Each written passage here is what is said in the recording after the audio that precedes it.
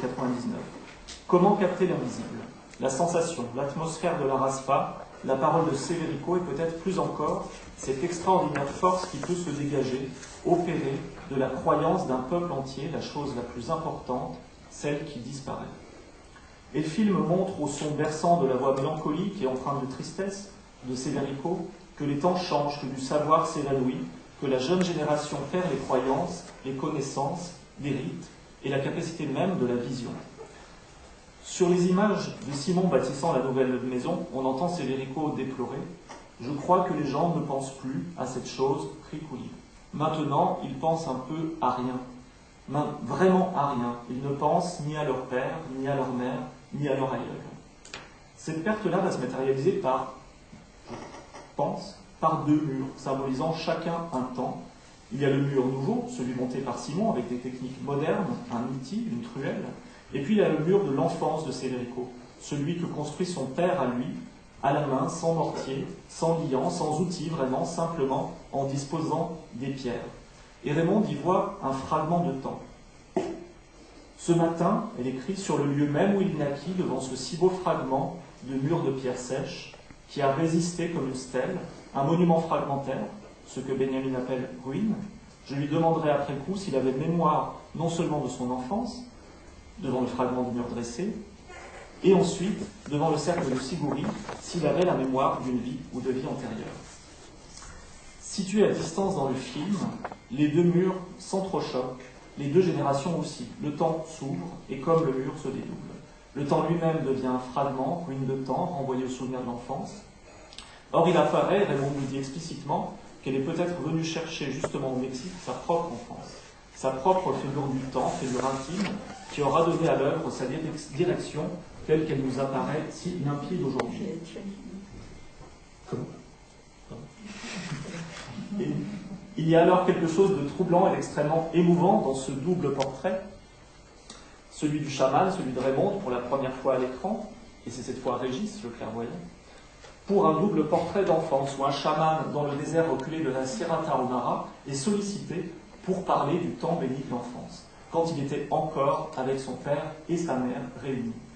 Certains plans de paysage ou de nature servent implicitement, ou même explicitement d'ailleurs, à évoquer ce temps de l'enfance, du bonheur, d'une forme d'innocence et de culture encore vierge, de toute forme d'acculturation. On tâchera de prendre peut-être comment, parce qu'il y a bien un syncrétisme religieux chez les Tarahumara. Et Raymond, dans ses carnets, tombe sous le charme de telles scènes primitives. Je vais peut-être en passer la lecture parce qu'elle est un peu longue, j'en donne simplement un court fragment. L'arrivée du jeune notario, l'homme à la truite séchée, sa femme et leur enfant, me parlant aussi aimablement, tout cela sous le vert nouveau des saules, scène indienne d'avant la civilisation, nature d'avant la culture, ossoïste primitive. Et si ce monde est fascinant, c'est qu'il semble vivre et apparaître à Raymond sur un plan de pure immanence, où le paysage se fait l'écrin d'événements qui n'ont pas à se justifier.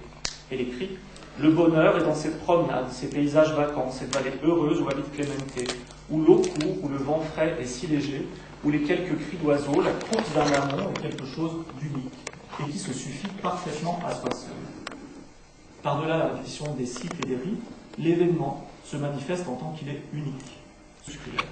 La vitesse, qui est un paramètre cinétique, l'intensité de la lumière, qui est un paramètre photocorpusculaire, qui permet notamment de construire une carte des vibrations, qu'on ressent fortement dans les films, et, troisièmement, la puissance du double, paramètre à la fois mathématique et magique. Je passe rapidement sur cette question du double et sur le renversement des choses, à la fois double, dédoublement, reflet, renversement, paysage qui peut être vu donc à l'envers comme un reflet dans l'eau, paysage ou parfois motif, de voir le reflet et la source, ou bien renversement des valeurs aussi, une forme de reflet entre les éléments eux-mêmes, l'eau et le feu, qui raccordent vraiment exactement à l'image près, ou bien ce motif de la jarre remplie de Tesguino à un moment donné, renversée plus tard, vide mais lumineuse tout de même, et dans une dimension assez eisensteinienne, il me semble, des masses de lumière, à la fois des masses, des formes de lumière, de couleurs, qui se raccordent, là aussi, s'échangent, s'inversent, du vert au contre-jour, et qui raccordent directement avec d'autres formes inscrites dans le paysage. un cactus, une grotte, et une grotte vue de l'intérieur ou vue de l'extérieur. Donc échange permanent, renversement de la vision et des points de vue. Comme autant de manifestations d'un renversement des valeurs, plastiques, spirituelles, sociétales, du passage d'un état à un autre, d'un âge à un autre, d'un monde à un autre, et bien sûr le film s'achemine vers la despedida, le chemin des morts. Mais comme c'est le cas pour la jarre renversée et lumineuse. Raymond décrit: le travail serait de rendre à Ricouli sa puissance de vie, cette opération de réagrégation, de réassimilation mystérieuse. Renverser, toujours un renversement, le néant de la nuit, les forces du chaos en force du chaosmos. Affronter les forces du chaos, extraire du chaos sa puissance vitale, les vitesses infinies, sa puissance d'infini, une opération de retournement, de réversion. Je termine en quelques mots et un extrait. Le film se termine sur le visage du chaman.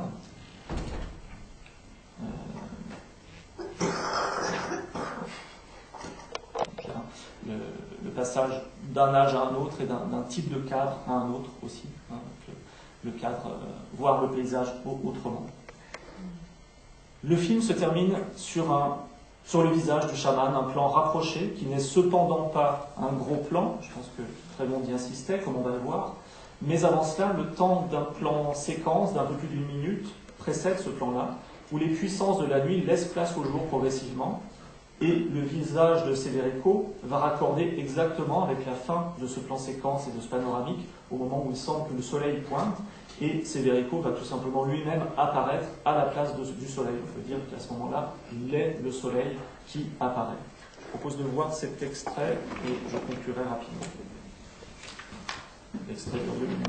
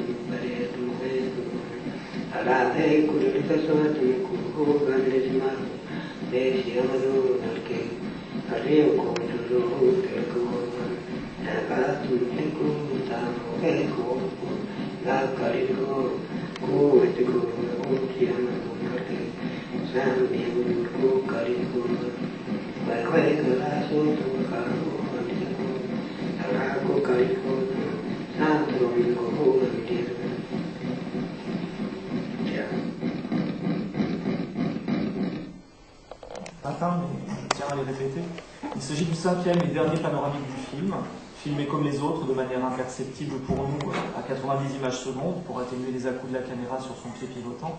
Cette fin est pour moi très émouvante, à plus d'un titre, car c'est aussi le dernier plan que pour nous spectateurs, dans l'ordre du montage tel qu'on le voit, Raymond et Régis tournent ensemble, mais littéralement ils tournent ensemble autour du pied, en même temps que la caméra, pour que Raymond donc n'apparaisse pas dans le champ. Un rituel fusionnel. Le dernier accord du film enchaîne ce paysage panoramique et le visage de Severico, mais ce n'est donc pas un gros plan qui transformerait pour Raymond, à la suite des théories d'Eisenstein, le visage en nature morte inerte, mais au contraire un plan qui, par sa disposition d'un premier plan sur un fond en mouvement, les feuilles de l'arbre qui bougent à l'arrière-plan, projette vers nous un visage à jamais vivant. Cette fin de film, cet aboutissement d'une œuvre de près de 30 années, nous est offert comme un matin du monde, à la fois triste de ce que l'on quitte et de ce que l'on perd, mais fort de promesses aussi. Et je terminerai sur quelques notes de Raymond en 99. Un travail physique, un matin sans gloire, terrible travail, comment créer un monde? Et en fait, c'est elle qui va répondre aux questions que je posais au départ, d'écrire ou inventer ou créer un monde. Et lorsque l'étoile du matin apparaît, l'aube accomplit la promesse du lever d'un jour. pâle et froid ce matin-là, sans soleil, sinon sur les pentes d'en face. Tandis que la danse devient le mouvement nécessaire, cette sorte de cola, de queue de serpent qui s'enroule et se déroule autour du feu, le serrant au plus près, inventant à chaque fois un mouvement sinueux, inattendu, nécessairement inventif, créé et recréé, comme si la seule nécessité ce matin d'un monde réel, ce matin-là était d'inventer, inventer. Severico me dira à la fin, tu es une très bonne danseuse. Je lui dirai, c'était un plaisir, un bonheur. Tous, nous avons cette même sensation d'extraordinaire création, un matin du monde.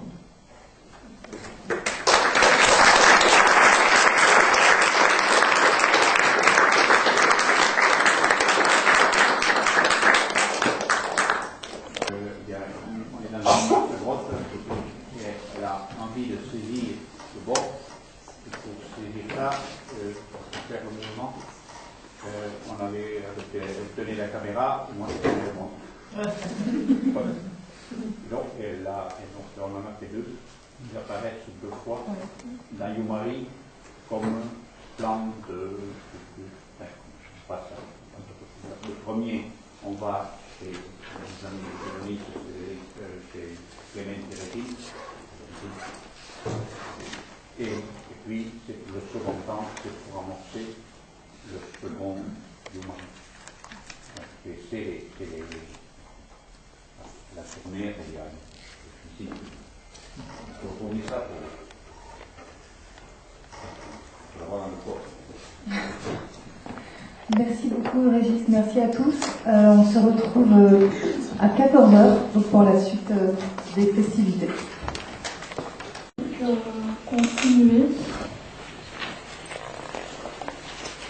Alors Régis et Bro, je vais vous présenter ou le représenter. Monique Perriard. Donc, vous êtes enseignant-chercheur au centre Pierre Navy, Université d'Evry-Bellefontaine, et chercheur associé au centre Edgar Morin et doctorante à l'école de hautes études. Alors, vos recherches portent sur le documentaire, cinéma documentaire engagé, cinéma amateur et cinéma expérimental. Vous menez une étude comparée sur le cinéma documentaire expérimental contemporain en France et en Israël, au regard des écrits de Siegfried Kracauer. Vous avez organisé le colloque Edgar Morin et l'âme du cinéma et vous co-animez à l'école des hautes études avec Daniel Friedman un séminaire intitulé Filmer le champ social. Donc Régis et Monique Perriard vont intervenir donc sur les carnets de voyage de la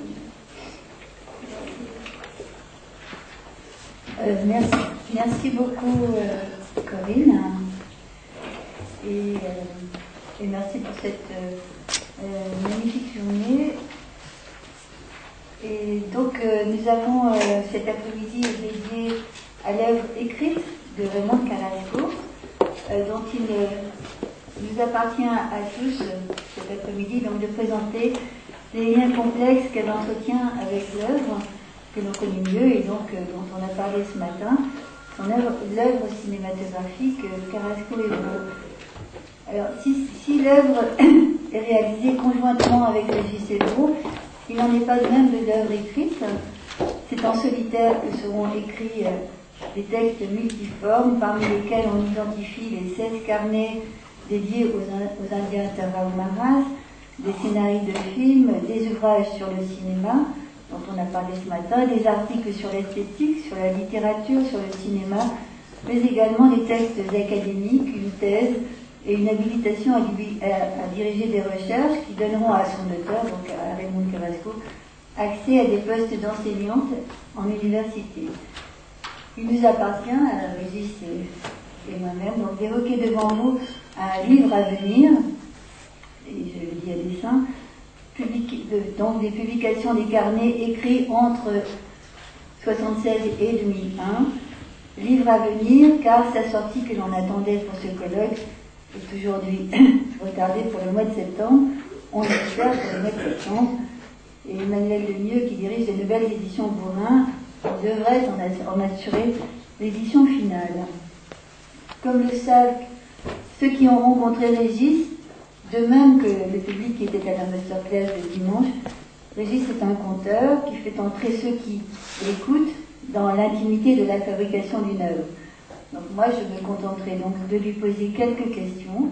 Nous en avons choisi 5 d'un commun accord, afin de nous introduire, de nous ouvrir le pas dans la lecture prochaine de ces carnets. Le pas, c'est un motif récurrent de l'œuvre cinématographique dont on fait ici et là, on l'a bien vu, entendu ce matin, au cinéma du réel comme ici, amplement résonner l'écho. Mais ce pas en appelle un autre, celui de Maurice Blanchot, dont le biographe Christophe Budan dit que le pas est la notion par laquelle Blanchot désigne sa propre démarche critique. Quel pas? Celui de la démarche, on l'a vu ce matin, mais on pourrait aussi penser à le pas du refus, ne pas. On pourrait aussi penser à celui de l'injonction de ne pas faire, il ne faut pas, ou bien celui de Bartholdi, je préfère ne pas. On se propose ici d'ouvrir l'espace de l'écriture de Carrasco. Moi je dirais Carrasco et puis Régis dira Raymond, c'est notre pacte, en proposant de l'inscrire dans un dialogue avec Blanchot. Blanchot, dont Régis dit que la présence de ses livres dans la bibliothèque de Raymond se mesure en longueur d'étagère. En cherchant bien, il est probable qu'on trouverait Blanchot à chaque détour de l'œuvre de Carrasco. Carrasco, lectrice de Blanchot, écrira, de même que l'avait fait Blanchot, sur Bousquet, sur Michaud, sur Hölderlin et bien d'autres. Mais il y a mieux, comme par exemple le livre de Julien qu'elle publie, ce livre du père dont on parlera tout à l'heure, qui s'ouvre sur un argument écrit par la fille, Raymonde, intitulé « Un faux pas, hypothèse d'un film ». Comment ne pas souligner la proximité de titre avec cet ouvrage de Blanchot, justement intitulé « Faux pas », recueil d'articles que Blanchot écrit entre 40 et 43, publié à l'initiative de Dionys Mascolo, lequel partagera son amitié entre Edgar Morin et Maurice Blanchot. Raconter une histoire, s'interroge Carrasco dans le livre de Julien l'analphabète. Comme en écho à cette réflexion des carnets de 87, Carrasco s'interroge sur cette parole qui ne passe pas par l'écrit, celle d'Erasmo, de Tarao Marras. Elle en appelle à la folie du jour, autre texte de Blanchot, dans lequel elle lit un récit, non, pas un récit, plus jamais. On retrouvera Blanchot dans le carnet du voyage de l'an 2000, et ce titre qui oriente le sens de l'expérience de cette année-là, l'écriture du désastre, autre titre de Blanchot. Nous y reviendrons. Pour l'instant, revenons sur nos pas vers le faux pas de Blanchot. On y lit le premier texte que Blanchot écrit sur Bataille à propos de l'ouvrage L'expérience intérieure, qui sera pour Blanchot une initiation, tant ce texte de Bataille nourrit le premier roman de Blanchot, Thomas Losqueux. J'aimerais emprunter à Blanchot, écrivant sur cette expérience intérieure, les mots qui, selon moi, renvoient au carnet de Carrasco, dont le titre sera « Dans le bleu du ciel, carnet Tarao Marras, 1976-2001 ». Autre référence à Bataille. Ces mots, écrits pour Bataille en 1941 par Blanchot, je les fais miens et les adresse à ce livre à venir, autre titre de Blanchot. Je cite. Le livre de Georges Bataille, le livre de Raymond Carrasco, ne se laisse pas décrire. Il est la tragédie qu'il exprime. Celui qui en effleure le sens peut bien le réduire à la lourdeur scolastique. Sa vérité est dans la brûlure d'esprit, dans le jeu de foudre, dans le silence plein de vertiges et d'échanges qu'il nous communique. Il ne nous convient pas d'en parler comme d'un ouvrage qu'on pèse et qu'on apprécie, mais, pour citer Nietzsche, qu'il évoque souvent, nous en dirons ce que celui-ci disait de Zarathustra. Cette œuvre est complètement à part. Donc, pour introduire cette œuvre singulière, eh bien, nous allons faire un dialogue. En fait, je vais ouvrir des pistes et puis Régis va improviser, développer, parfois contester. Mais disons que Je vais faire 5 propositions, et évidemment, ces 5 propositions auront comme fil rouge des pensées de Blanchot. Donc j'ai souhaité intituler la première proposition « Raconter ne va pas de soi ». C'est une phrase rencontrée dans l'entretien infini de Blanchot, et où Blanchot, entre autres, développe l'idée que raconter, c'est le tourment du langage, la recherche incessante de son infinité. Et pour raconter, et pour Carrasco, que cherche-t-elle à raconter? On peut penser au prime abord que les carnets racontent ses voyages en pays Tarahumara, ceux qu'elle partage avec vous, Régis. En effet, les carnets sont indexés sur vos voyages, 18 voyages, 16 carnets. Quel est, selon vous, Régis, le désir qui sous-tend l'écriture de ces carnets? Vous m'avez appris d'abord à répondre ce qu'ils ne sont pas. Vous remarquez déjà qu'il y a 16 carnets, 18 voyages. Il y a donc de différence. Les 2 voyages, ce sont 2 voyages au Mexique, à Mexico, mais pas la Massière. Ils ne sont certainement pas un journal intime. Je m'en serais aperçu, puisque je dispose. C'est terrible, de tous les manuscrits de Raymond. Donc, il n'y a dans ces carnets que 2 moments que connaît Nicole, qu'on peut appeler de l'intime si on veut. Elle y analyse, à quelques voyages de distance, 2 rêves. Un premier, où elle renvoie Guattari à ses propositions. Guattari m'a proposé il y a quelques années de faire un exercice d'interprétation de rêve. J'ai dit non. Elle dit même qu'elle a une foule d'interprétations pour son rêve. Malheureusement, elle ne les écrit pas.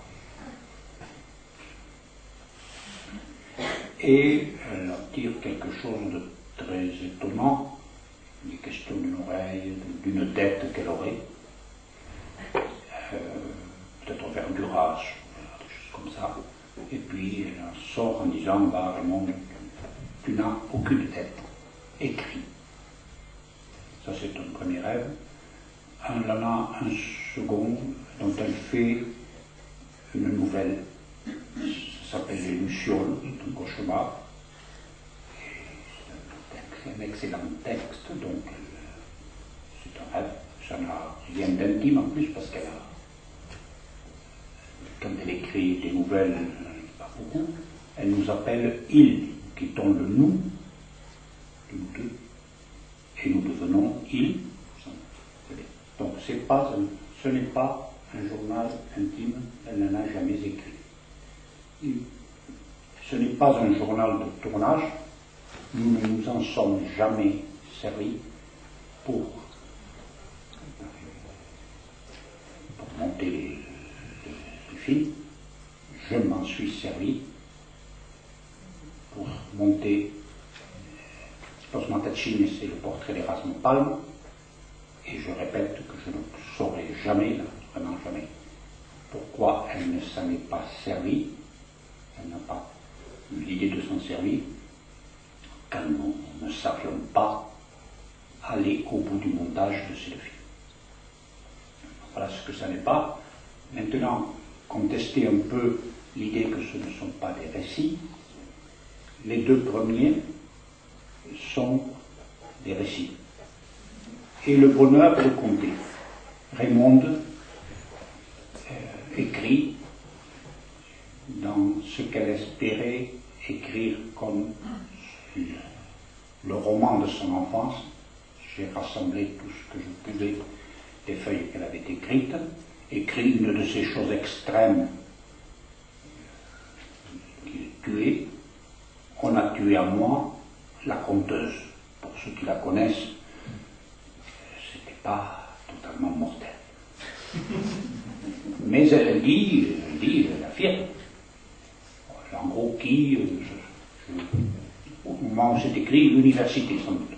Tu et à moi, la conteuse, elle se rattrape bien dans le journal de 79, qui est publié dans Sorcière.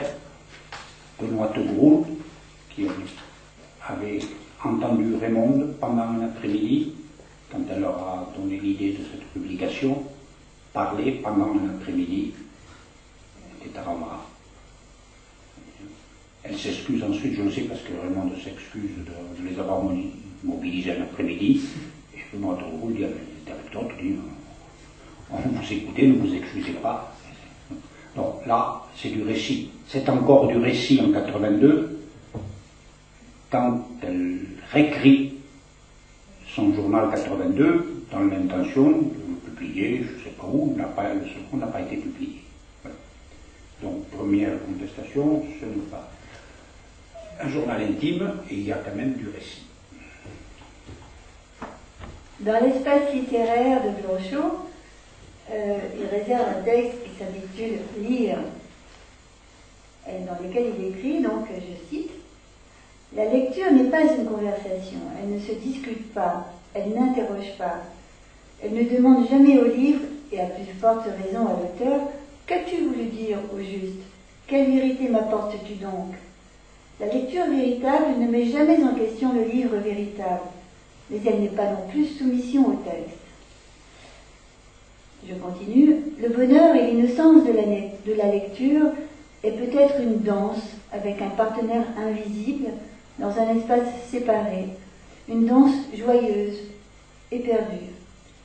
Légèreté à qui il ne faut pas souhaiter le mouvement d'un souci plus grave, car là où la légèreté nous est donnée, la gravité ne manque pas. Alors, Régis, dites-nous, quel lecteur des carnets êtes-vous? Quels sont les pas de danse des lecteurs potentiels des carnets? Nicole a remarqué hier que quand vous disiez quelque chose qui me choquait un peu, j'esquissais un pas de danse. Ça remarque. Oui. Bon, on rentre là, et je resterai limite dans l'intime. Dire que je demande que mon rapport à l'auteur est intense. Donc, je peux vous dire, vous répondre d'une certaine façon, mon rapport d'abord à l'écriture de Raymond. Raymond n'a jamais écrit sur une machine à écrire, à l'exception, elle a appris cette machine. Elle a écrit une dizaine de feuilles en été. Ça n'a pas dépassé ça. Tout ce qu'elle a écrit écrit au stylo, encre. À peu près tout ce qu'elle a écrit, je l'ai rentré sous traitement de texte. Ça crée des liens.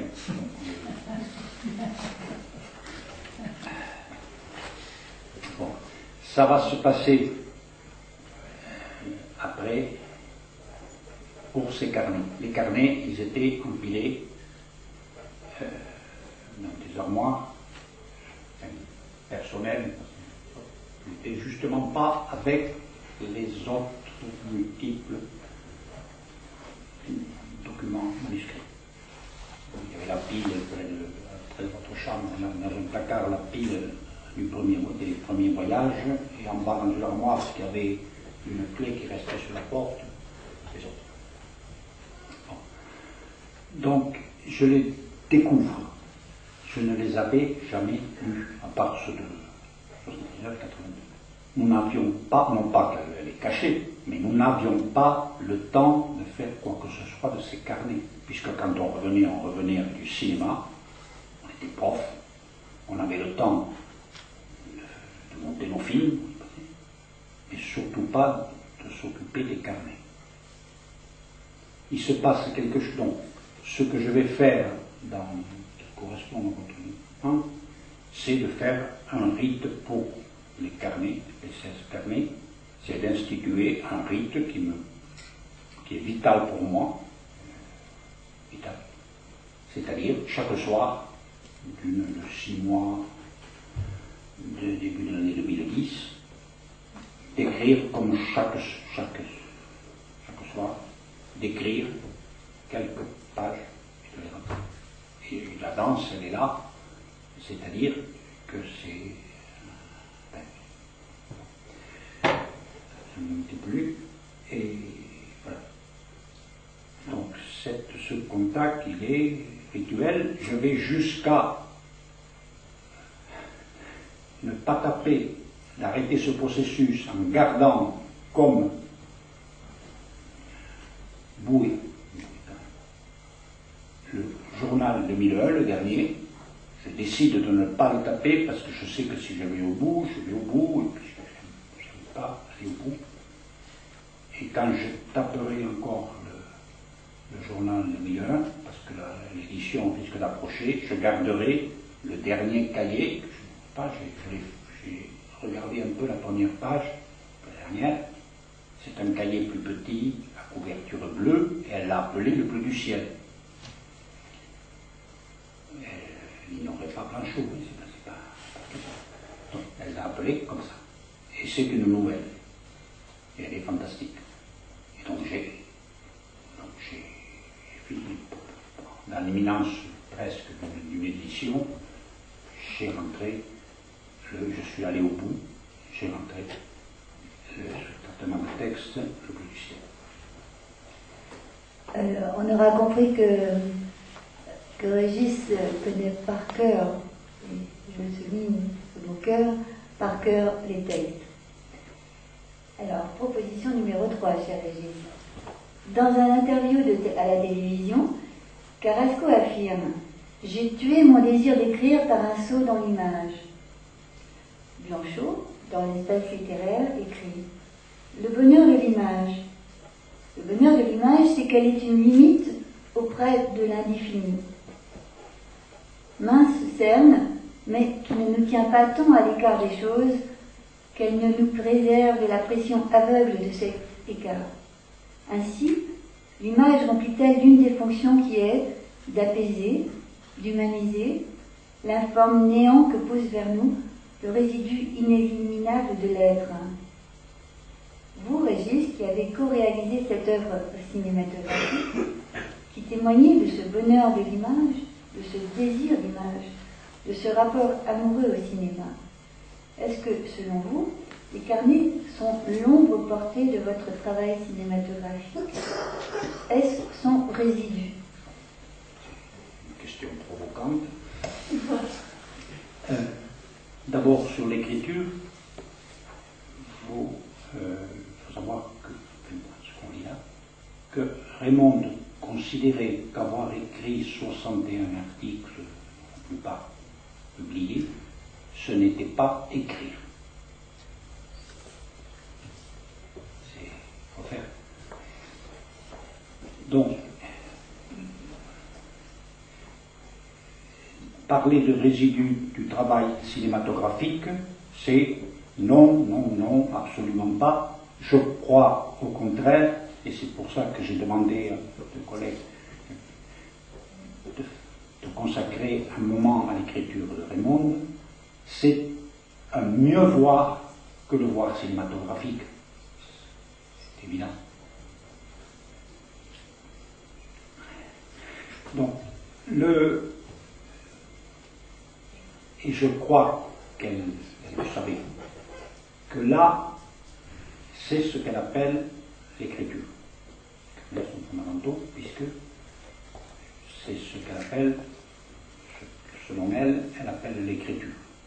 Ça se voit à ce qu'elle en a tiré. Par exemple, d'un des premiers journaux, elle tire Tétla Paillac. Nicole le connaît, je le trouve dans un petit classeur marqué à garder.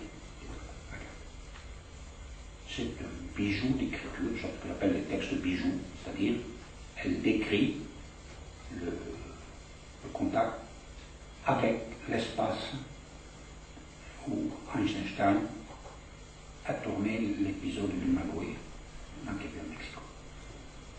Il y a la relation, puis elle écrit, elle sort ça. Mais Même chose sur le journal 82. On lui a demandé un article sur un numéro de la danse, un article sur la danse Aroma. Elle opère pendant l'été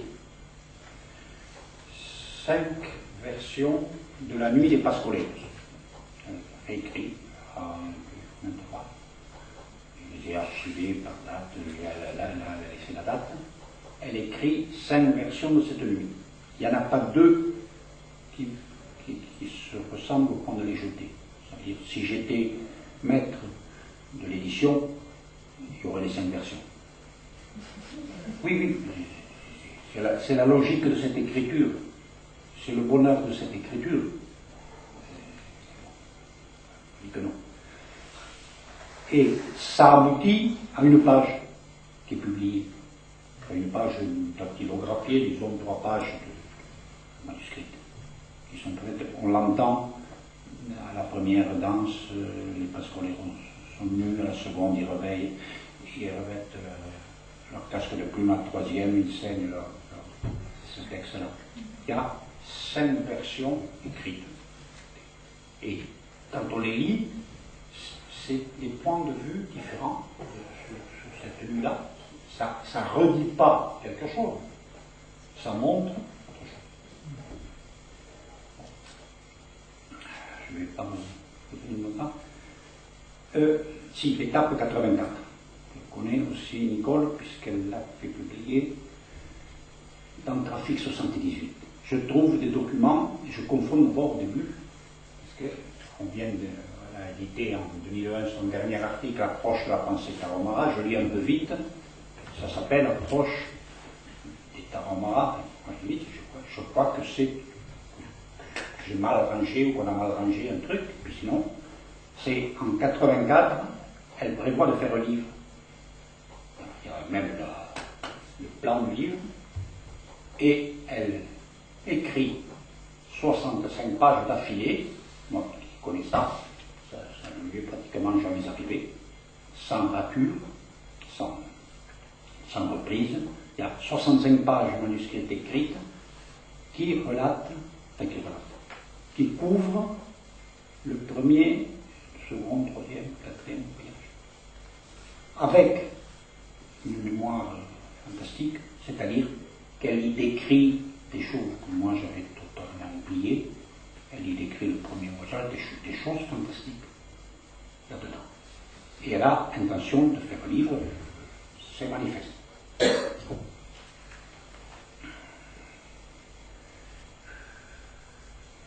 En 84, donc juste après ça, nous y revenons, vous avez vu peut-être le mari, elle entreprend, ça fera plaisir à nos amis ethnographes, une comparaison, de comparer les 2 Yumaris, celui de chez Augustine et celui de chez Benito, et elle fait un travail quasiment d'ethnologue.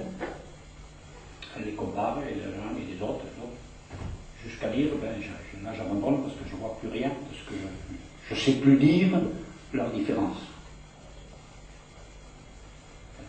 Le journal 87, c'est une merveille, j'en ai déjà parlé, c'est sa relation, en étant en relation proche avec Erasme, puisqu'on le filme, on fait son portrait, etc. Et elle s'empare de l'histoire de la Malinche et du caractère qu'elle reprend, qu'elle fait un texte fabuleux sur le côté hermaphrodite des danseurs matachines, de la danse matachine. C'est un bonheur, j'en ai fait bien au moins, en terminant dans ce matachine de portrait. Les 95, c'est le contact avec la montagne. Il y a eu une interruption de 5 ans. Je vous ai dit qu'en 92 à 93, nous allons au Mexico, il n'y aura aucun journal. 95, c'est la montagne qui rentre dans les corps. La montagne est à l'intérieur des corps, un peu vite. C'est le contact physique avec le terrible montage. Le 97, je l'appelle un grand cru. Vous savez, Nicole, elle a fait. c'est un moment d'approche de la pensée tarahumara. Un bonheur. Paul en a extrait 3 pages, disons, pour voir la progression de la pensée dans l'approche de ce qu'est, ce que peut être le swing dans les pays du cinéma de Montmartre. Je vais m'arrêter là parce que... En 90, disparaît le père de Raymond, le voyant, celui dont elle a publié les rêves et celui avec lequel vous avez fait deux films. Elle a auparavant rencontré Erasme, dont vous venez de parler. Rencontre qui sera suivie par celle de Severico, le chaman. Blanchot, dans Le pas au-delà, écrit « Écrire n'est pas destiné à laisser des traces, mais à effacer par les traces toute trace, à disparaître dans l'espace fragmentaire de l'écriture. Écrire, selon les fragmentaires, détruit invisiblement la surface et la profondeur, le réel et le possible, le dessus et le dessous, le manifeste et le caché. Vous, Régis, vous regardez Raymond qui voit celui qui voit. En quoi les carnets portent-ils trace de cette attention à l'écriture du voir? Bon, je vais d'abord répondre sur la trace. Ce que je vois moi de la trace, c'est physiquement la trace de son écriture manuscrite. C'est pour ça que j'ai mis une touche à fil, fécondée par trois. C'est pour ça que vous voyez la matérialité de l'écriture. Je veux que vous voyez son geste d'écrire. Je pourrais écrire à la place du commentaire. Je veux non seulement vous voyez ce qu'elle écrit, mais que vous voyez la matérialité de son écriture. Et s'il y a une trace là-dedans, c'est excellemment la trace de Raymond. Et j'ai besoin de vous dire que quand je vois des manuscrits de Raymond que j'envoie, je tremble. C'est-à-dire que si j'ai besoin de vous dire que je suis depuis 5 ans à la recherche de Raymond, que je la trouve, j'appelle ça vaillamment,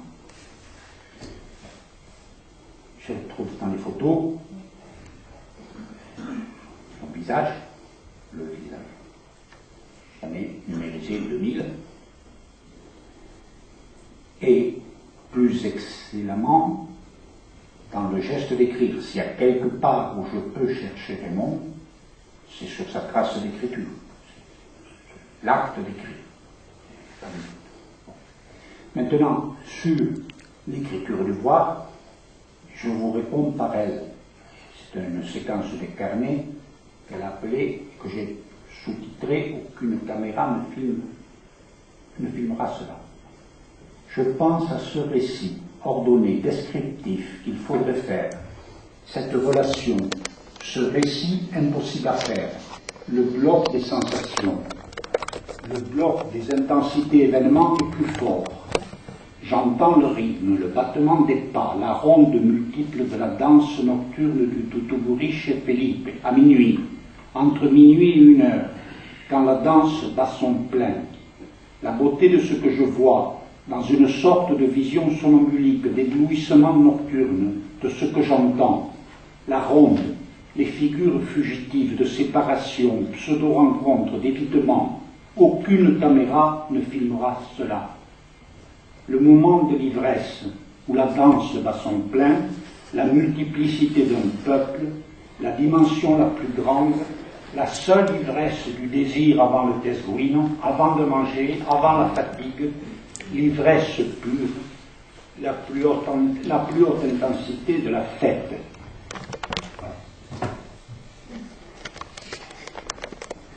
Merci. Si je peux dire quand même des choses. On reprend le texte. Non, mais c'est la fin du texte. L'ivresse connaissent la joie des petites filles au plus haut de leur vitesse, de leur précision, de leur rire. C'est à ce moment-là que je me joins à eux, irrépressiblement, à elles, du côté des femmes. La spirale des petites filles m'emporte, je suis accroché à celle qui est devant, à sa mante, comme elle.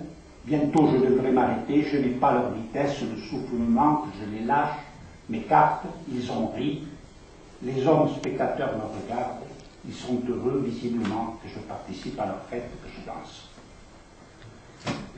Le matin, j'ai quand même filmé la ronde des humains. Proposition 5. Nous arrivons dans les derniers carnets, celui de 2000, qui raconte le voyage, non, on a bien compris que raconter c'était avec un point d'interrogation. Et c'est le voyage de l'an 2000. Et j'ai choisi un texte que j'aime beaucoup qui s'appelle « Nous attendons la pluie ». Et peut-être, Régis, on n'a pas le temps de lire l'ensemble du texte, mais si vous racontez, et puis si vous pouvez lire à partir de là.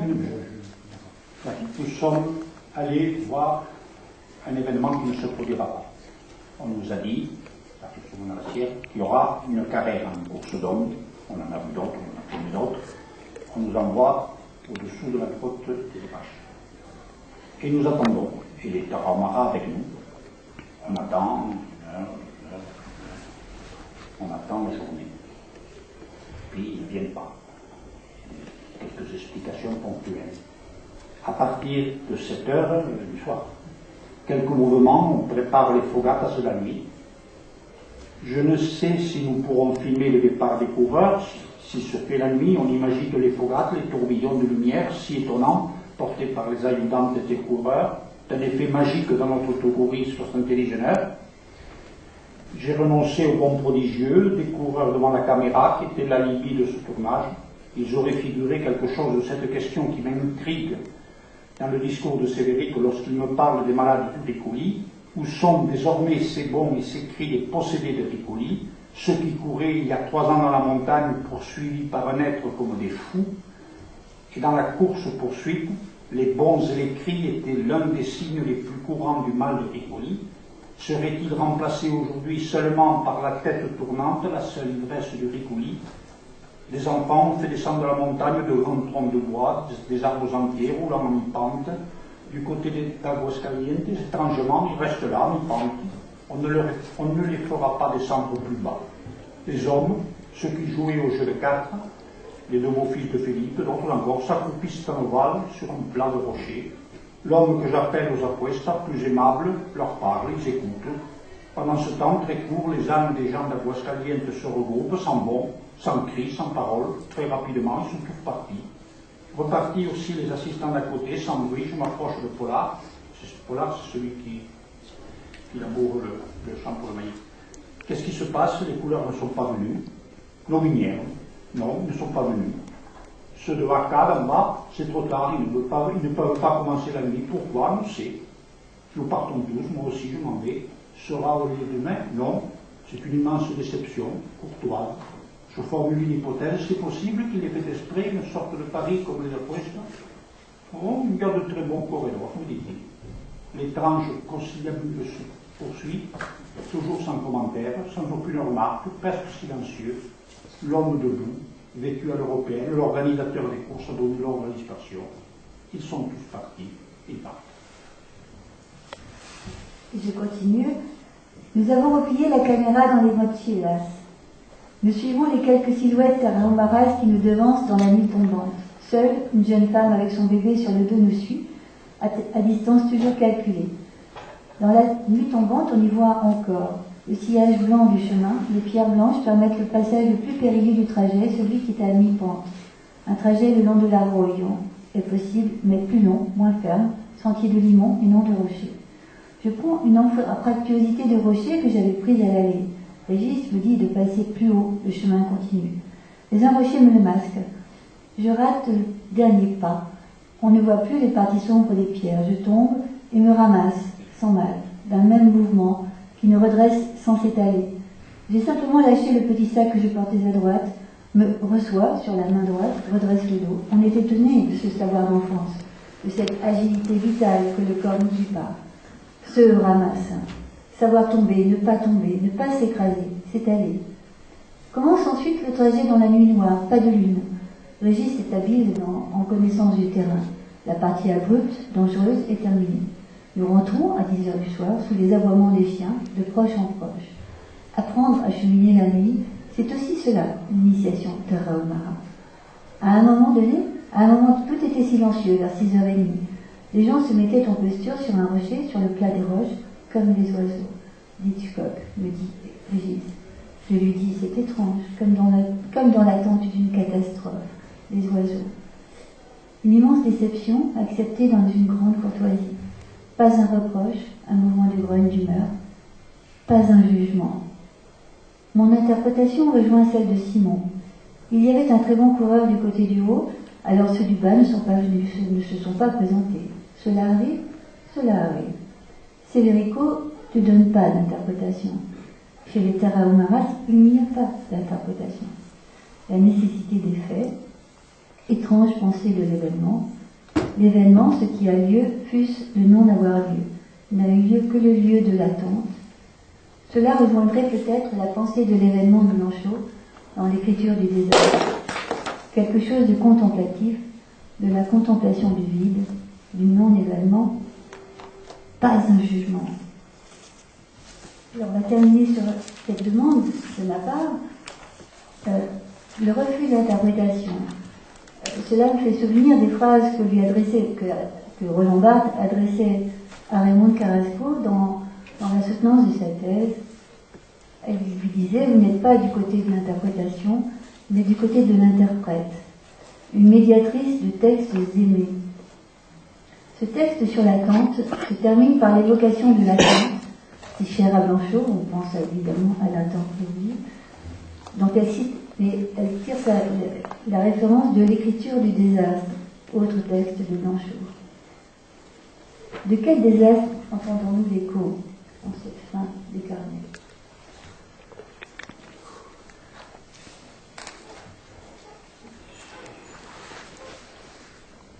Je ne sais pas, ça c'est très difficile pour moi de répondre à quel écho. Sans doute de la disparition, de la vision de la disparition des Tarahumara. On perçoit l'évidence. C'est la catastrophe. Et je ne veux pas relire, ça a été dit plusieurs fois ce matin, le début de filmer ce désert, c'est ce qu'elle y exprime. J'ai exigé de Nicole qu'elle me laisse le voir parce que je lui répète que c'est un texte testament, c'est-à-dire en 4 pages et en écriture verticale. Raymond répond à cette question.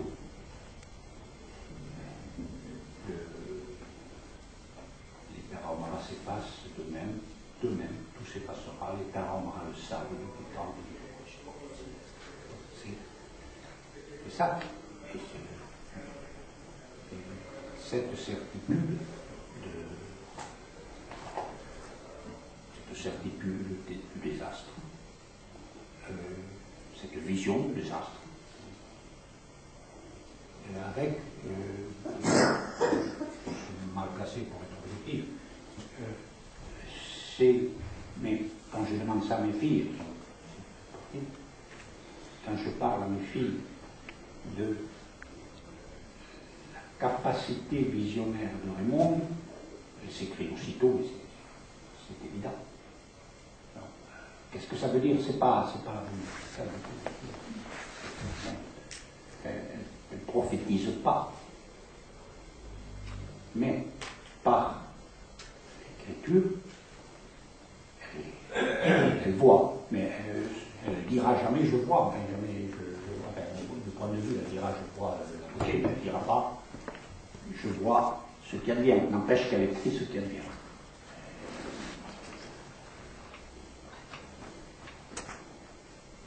Et Pour terminer, en fait, on a pensé avec Régis, donc, et cela rejoint la communication de Vincent tout à l'heure. Je pense que c'est avec les images que Vincent nous a passées, on avait envie de vous présenter, de vous lire ces quelques lignes de Maurice Blanchot qu'il écrit dans Le Pas au-delà, mais qui peut-être pour nous renvoie à toute cette œuvre écrite et cinématographique. Ils apparaissaient, disparaissant, semblables dans la multitude des semblables, uniques en tant que répétition. Sans demeure ni cité, ils vont, indiscernables parmi tous. Marcheurs à l'infini, s'ils ne laissent pas de traces, en cela, tu les reconnaîtras sans les découvrir. Et pour moi, j'avais envie de m'adresser aussi à Carrasco, et peut-être en trouvant encore une fois chez Blanchot, dans Le Pas au-delà, peut-être un écho. Nous écrivons pour perdre notre nom, le voulant, ne le voulant pas, et certes, nous savons qu'un autre nous est donné nécessairement en retour. Mais quel est-il? Le signe collectif que nous adresse l'anonymat, puisque ce nouveau nom, le même, n'exprime rien que la lecture, son nom, jamais centré sur tel lecteur dénommé, ni même une possibilité unique de lire. Ainsi ce nom, dont nous sommes glorieux ou malheureux, est-il alors la marque de notre appartenance au son nom, d'où rien n'émerge? Le néant public, inscription qui s'efface sur un tombeau absent.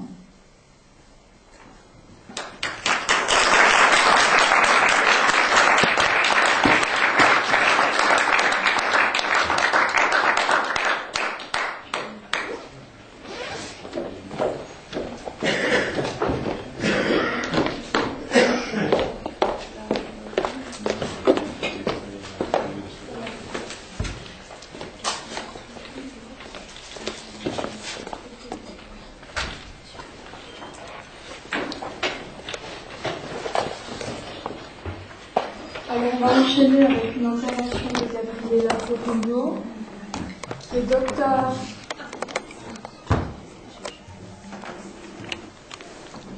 docteur en cinéma et qui enseigne à l'école du Louvre et la New York University. Elle est aussi donc intervenante pédagogique à la Cinémathèque française et à la Maison européenne de la photo. Alors, au cours de vos recherches sur Artaud et le cinéma, donc, vous avez rencontré l'œuvre de Raymond et Régis, et vous avez décidé de leur consacrer votre mémoire de témoin, qui était intitulée Le cinéma dans l'intervalle, traversée de Raymond Carrasco. C'était sous ta direction, Nicole, je crois. Et vous avez proposé une approche esthétique de la poétique de l'ensemble de l'œuvre. Donc là, vous allez nous parler la connaissance du jour, fantôme, passage et arcane, poétique surréaliste dans l'œuvre de Raymond Carrasco. Vous écoutez. Alors, on n'a pas de retard coupable, c'était juste un retard nécessaire.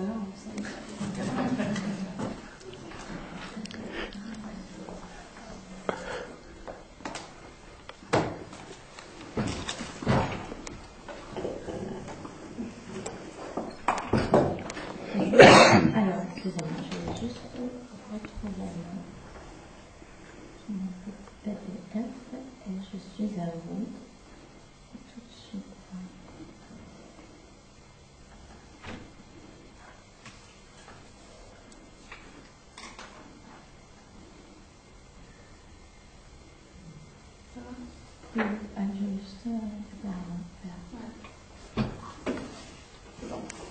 C'est bon, voilà.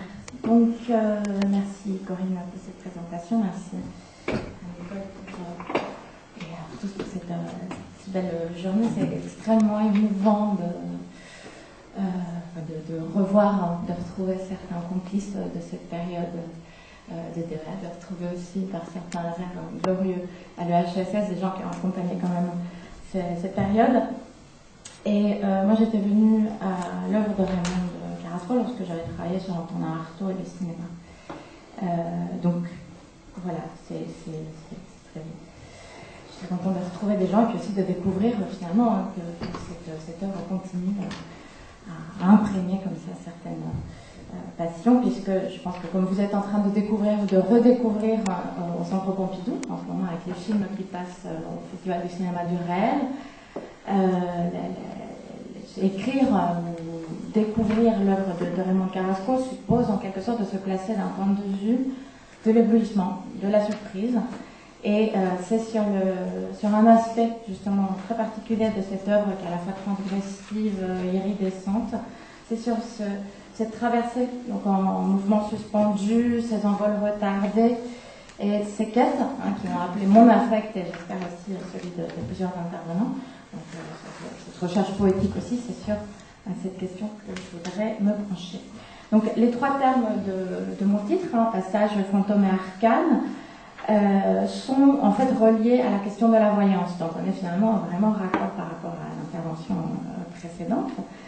Et donc toute la question de la voyance étant un niveau personnel, biographique, et ensuite l'intérêt justement et les dialogues avec le chaman étant quelque chose d'extrêmement important. Et cela me permet en fait de m'intéresser à un corpus très particulier, qui était celui qui m'avait le plus particulièrement ému aussi, qui était finalement le corpus des films Julien, et dont je vous montrerai un petit extrait tout à l'heure. Alors, je vais parler donc des films Julien. Tout d'abord, Julien, portrait d'un voyant, un film de 1981, qu'il y aura une suite, un film qui s'appelle Julien, puis une version courte pour le cinéma, en 1983 aussi, Julien et les rayons jaunes, tous les deux de 1983, une version plus courte pour le cinéma. Je vais aussi évoquer brièvement, sans support film malheureusement, mais avec quelques petites images, vous verrez la modestie aussi des moyens de recherche en débat. Donc je vous montrerai aussi quelques images des photos prises sur la télé à l'époque pour Rupture, le film de fiction donc, qui a été fait en 1989 avec Bulogier et Mireille Perrier. Alors, je voudrais juste, puisque cela a déjà été fait, et très très rapidement parler de quelques éléments d'intertextualité, de quelques petites sources. Donc, pour ça, vous saurez un peu plus pourquoi j'ai appelé cette communication, donc la connaissance du jour, puisque je voudrais rendre hommage à Raymond philosophe, à Raymond essayiste et professeur aussi. Donc, bien sûr, on peut dénombrer certaines influences extrêmement importantes dans son œuvre, dans le domaine hétérogène. Bien sûr, il a été question de Maurice Blanchot, il a été aussi question tout à l'heure d'Eisenstein, de Robert Bresson aussi, il ne faut pas l'oublier, et bien sûr Roland Barthes, Gilles Deleuze, Michel Foucault. D'ailleurs, la relation à Foucault permet souvent à Raymond Carrasco de présenter un profil épistémologique qui lui permet d'axer ses recherches sur le rapport entre le cinéma et la pensée, une pensée qui est toujours une promesse de création, donc une approche qui est extrêmement créatrice et poétique, comme on peut voir justement dans ses écrits. On peut aussi noter le profond respect que Raymond avait et l'hommage qu'elle rend constamment au romantisme à travers Hölderlin, Nerval, à la philosophie, bien évidemment, étant professeur de philosophie, donc passant par les Lumières, par Rousseau, ainsi qu'à Kant, Heidegger, Nietzsche, Granel, et on l'a dit aussi à Deleuze, donc toute une série d'auteurs que justement elle m'avait permis de découvrir pour éclairer encore plus son approche. D'autre part aussi, le mysticisme, des références à des civilisations non européennes, que ce soit la théogonie aztèque, l'Orient zen ou le théâtre japonais. Et puis, bien sûr, certains écrivains du début du XXe siècle, proches du mouvement surréaliste, donc Georges Bataille, Henri Michaud et Joël Bousquet, donc dont il sera question tout à l'heure. Comme bien sûr, ce qui sera aussi le sujet d'une autre communication cet après-midi, un peu pour dire, comme le rappelait Walter Benjamin dans ce très beau livre, il reprend un conte de la mythologie, du folklore germanique. N'oublie pas le meilleur, c'est l'histoire d'un jeune homme qui doit sauver une princesse et qui, au moment où il doit la sauver, découvre une caverne emplie de trésors et une petite voix qui lui dit n'oublie pas le meilleur, donc n'oublie pas de sauver la princesse. Donc on ne va pas oublier, donc évidemment, Antonin Artaud, source intarissable finalement de cette réflexion, de ce travail, et qui bien sûr relève souvent de l'affect, hein, le cinéma, création poétique, et puisque il sera rappelé tout à l'heure, hein, c'est en suivant les traces aussi d'Antonin Artaud, hein, qu'on retrouve en lui-même de création qui est questionnée systématiquement, non seulement géographiquement, mais aussi poétiquement. Alors, je me penche donc sur le côté lumineux, on va dire, de cette œuvre, à travers le film Julien. Et donc l'œuvre de Raymond Carrasco et de Régis Gros repose souvent sur des frémissements de lumière, que ce soit Pompéi, que ce soit la Sierra Tarahumara, que ce soit le sud-ouest de la France, même Paris, hein, le 11e arrondissement. Ça me permet aussi de rappeler finalement le rôle de Régis Ebro, que vous avez vu dimanche dernier au Festival du cinéma de Rennes, et qui donc a fait la lumière une grande partie de ce film. Donc Connaissance du jour aussi, comme une référence à peine voilée à Joël Bousquet, hein, à la Connaissance du soir de Joël Bousquet, donc vous verrez, j'ai mis quelques extraits comme ça sur mon PowerPoint, plus par amour que par rigueur intellectuelle, mais juste pour justement vous plonger un peu dans cette poétique. Du bonheur, d'une forme d'innocence et de culture encore vierge, de toute forme d'acculturation. Fantasmatiquement, peut-être plutôt moins, parce qu'il y a bien un sacrétisme religieux chez les Tarahumara. Et Raymond, dans ses carnets, tombe sous le charme de telles scènes primitives. Je vais peut-être en passer la lecture parce qu'elle est un peu longue, j'en donne simplement un court fragment.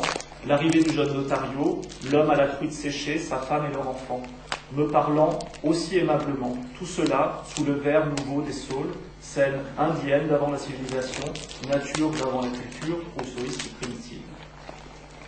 Et si ce monde est fascinant, c'est qu'il semble vivre et apparaître à Raymond sur un plan de pure immanence, où le paysage se fait l'écrin d'événements qui n'ont pas à se justifier.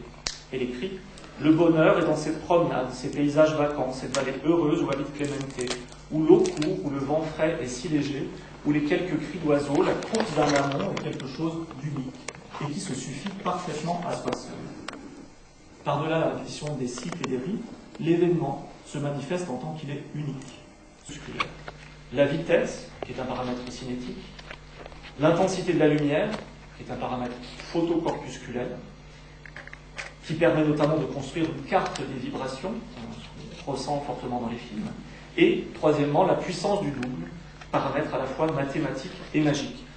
Je passe rapidement sur cette question du double et sur le renversement des choses, à la fois double, dédoublement, reflet, renversement, paysage qui peut être vu donc à l'envers comme un reflet dans l'eau, paysage ou parfois motif, de voir le reflet et la source, ou bien renversement des valeurs aussi, une forme de reflet entre les éléments eux-mêmes, l'eau et le feu, qui raccordent vraiment exactement à l'image près, ou bien ce motif de la jarre remplie de Tesguino à un moment donné, renversée plus tard, vide mais lumineuse tout de même, et dans une dimension assez eisensteinienne, il me semble, des masses de lumière, à la fois des masses, des formes de lumière, de couleurs, qui se raccordent, là aussi, s'échangent, s'inversent, hein, du vert au contre-jour, et qui raccordent directement avec d'autres formes inscrites dans le paysage.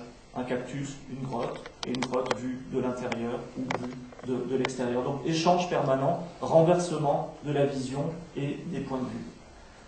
Comme autant de manifestations d'un renversement des valeurs, plastiques, spirituelles, sociétales, du passage d'un état à un autre, d'un âge à un autre, d'un monde à un autre.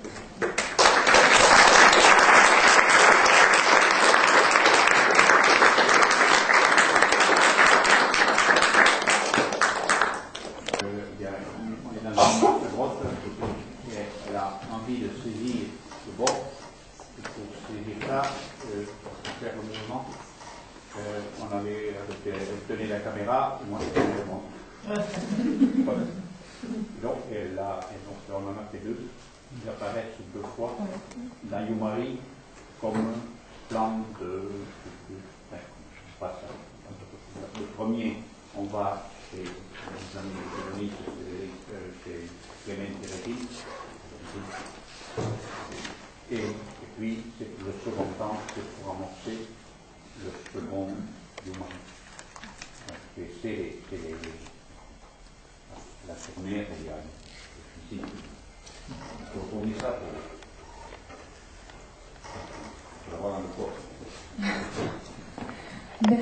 beaucoup Régis, merci à tous. On se retrouve à 14h pour la suite des festivités. Continuer. Alors, Régis Ebro, je vais vous présenter ou le représenter. Monique Perriat, donc vous êtes enseignant-chercheur au centre Pierre Navy, Université d'Evry d'Albessonne, et chercheur associé au centre Edgar Morin et doctorante à l'école de hautes études. Alors vos recherches portent sur le documentaire, cinéma documentaire engagé, cinéma amateur et cinéma expérimental. Vous menez une étude comparée sur le cinéma documentaire expérimental contemporain en France et en Israël, au regard des écrits de Siegfried Kracauer. Vous avez organisé le colloque Edgar Morin et l'âme du cinéma, et vous co-animez à l'école des hautes études avec Daniel Friedman un séminaire intitulé Filmer le champ social. Donc Régis et Monique Perriat vont intervenir donc sur les carnets de voyage de la vie. Merci beaucoup Corinne et merci pour cette magnifique journée. Et donc nous avons cet après-midi dédié à l'œuvre écrite de Raymond Carrasco, dont il nous appartient à tous.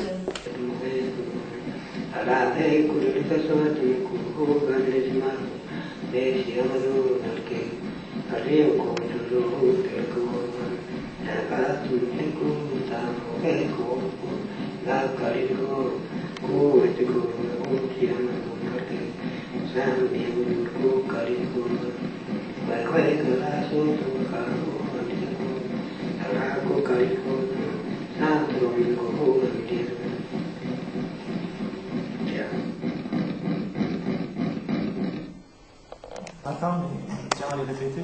Il s'agit du 5e et dernier panoramique du film, filmé comme les autres de manière imperceptible pour nous à 90 images secondes pour atténuer les à-coups de la caméra sur son pied pivotant.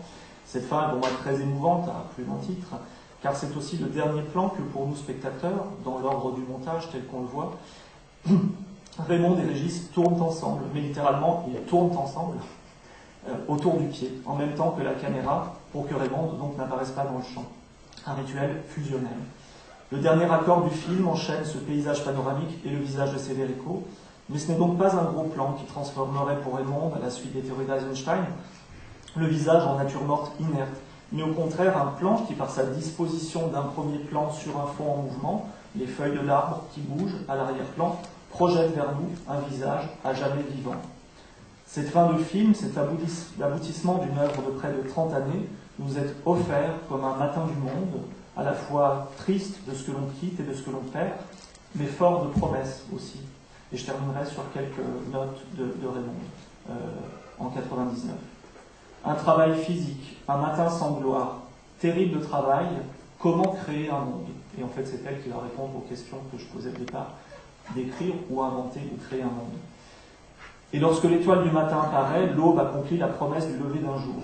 Pâle et froid ce matin-là, sans soleil, sinon sur les pentes d'en face.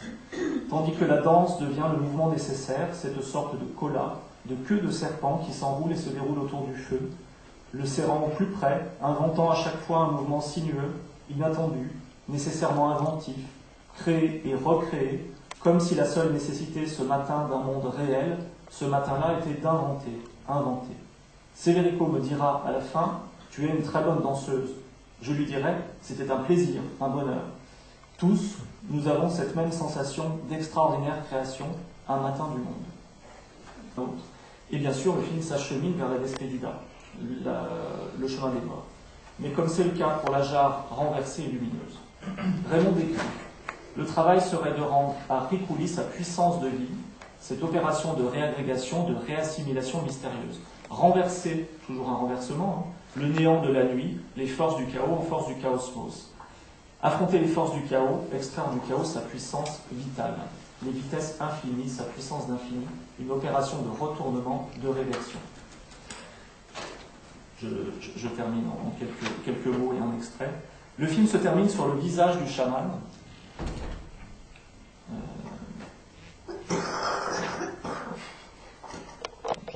Le passage d'un âge à un autre et d'un type de cadre à un autre aussi. Hein, donc, le cadre, voir le paysage autrement. Le film se termine sur le visage du chaman, un plan rapproché qui n'est cependant pas un gros plan, je pense que Raymond y insistait, comme on va le voir, mais avant cela, le temps d'un plan séquence d'un peu plus d'une minute précède ce plan-là, où les puissances de la nuit laissent place au jour progressivement, et le visage de Severico va raccorder exactement avec la fin de ce plan séquence et de ce panoramique, au moment où il semble que le soleil pointe, et Severico va tout simplement lui-même apparaître à la place du soleil. On peut dire qu'à ce moment-là, il est le soleil qui apparaît. Je propose de voir cet extrait et je conclurai rapidement. L'extrait dure 2 minutes.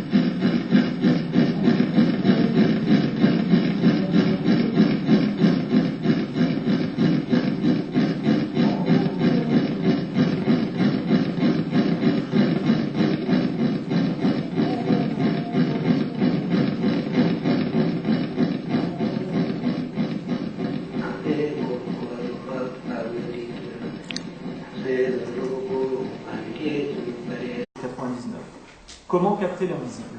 La sensation, l'atmosphère de la raspa, la parole de Severico et peut-être plus encore, cette extraordinaire force qui peut se dégager, opérer de la croyance d'un peuple entier, la chose la plus importante, celle qui disparaît. Et le film montre au son berçant de la voix mélancolique et empreinte de tristesse de Severico que les temps changent, que du savoir s'évanouit, que la jeune génération perd les croyances, les connaissances, les rites et la capacité même de la vision. Sur les images de Simon bâtissant la nouvelle maison, on entend Severico déplorer « Je crois que les gens ne pensent plus à cette chose Ricouli.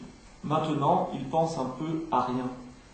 Vraiment à rien. Ils ne pensent ni à leur père, ni à leur mère, ni à leur aïeul. » Cette perte-là va se matérialiser par, je pense, par 2 murs, symbolisant chacun un temps.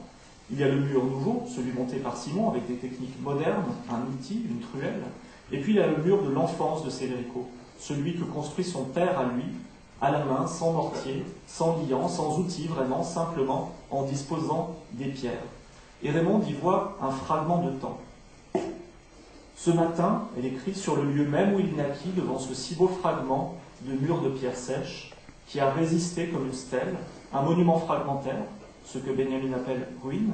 Je lui demanderai après coup s'il avait mémoire non seulement de son enfance, devant le fragment du mur dressé, et ensuite, devant le cercle de Siguri, s'il avait la mémoire d'une vie ou de vie antérieure. Situés à distance dans le film, les 2 murs s'entrechoquent, les 2 générations aussi. Le temps s'ouvre, et comme le mur se dédouble. Le temps lui-même devient un fragment, ruine de temps, renvoyé au souvenir de l'enfance. Or, il apparaît, Raymond nous dit explicitement, qu'elle est peut-être venue chercher justement au Mexique sa propre enfance, sa propre figure du temps, figure intime, qui aura donné à l'œuvre sa direction telle qu'elle nous apparaît si limpide aujourd'hui. Comment ? Et il y a alors quelque chose de troublant et d'extrêmement émouvant dans ce double portrait, celui du chaman, celui de Raymond, pour la première fois à l'écran, et c'est cette fois Régis, le clairvoyant, pour un double portrait d'enfance, où un chaman dans le désert reculé de la Sierra Tarahumara est sollicité pour parler du temps béni de l'enfance, quand il était encore avec son père et sa mère réunis. Certains plans de paysage ou de nature servent implicitement, ou même explicitement d'ailleurs, à évoquer ce temps de l'enfance.